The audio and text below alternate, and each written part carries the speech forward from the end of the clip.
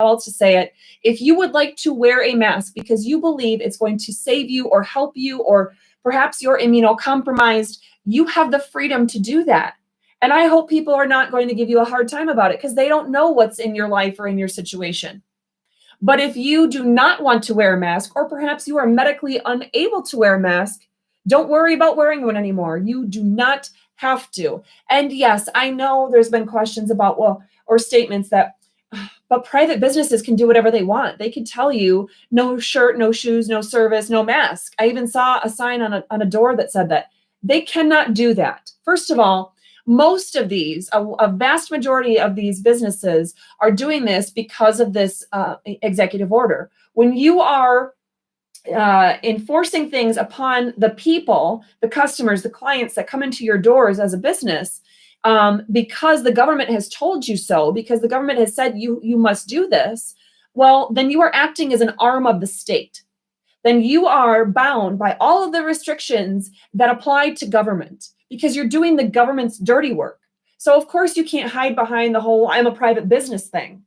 Now, let's say it's one of these few businesses that has tried to go with well, it's our company policy, right? Menards, for example. Does Menards have the right to tell a person in a wheelchair they're not allowed to come in their store because, there might be all kinds of cooties and germs and things on the wheels of their wheelchair? Can Menards say to somebody, I don't like that your shirt says Donald Trump 2020 for president, keep America great, so you can't come into my store? Does the store have the right to do that? If you think the answer is yes to any of that, then you need to move to another country because that is not acceptable in the United States of America. So just to be exceedingly clear, God gave us our rights. And I don't care if you believe in God. That's not my problem. That's your problem. You'll have to answer that for someday. That's not a discussion here. What is important is that our state and federal constitutions and our Declaration of Independence, all three of them make it exceedingly clear that we get our rights from God, and we are preserving those rights in our state and federal constitutions. In fact, the only reason why we create government in the first place, as talked about in the Declaration of Independence and our state constitution and our United States Constitution, is to secure the blessings of freedom and liberty that God has given to us. So God gave us a whole bunch of freedom, and governments are instituted among men to secure those freedoms. That is the whole point of government. Government is not there just to keep us safe and protected and be our mommies. I have a mommy. Her name is Kim. Her name is not Gretchen. So, and by the way, I'm 37, so my mommy doesn't get to tell me what to do anymore. We are adults, we are human beings, and we are given freedom by God. And government cannot act, literally cannot do anything unless they have been given that specific authority to do so in either our state or federal constitutions. If those constitutions do not give the government the right to act, they cannot do so.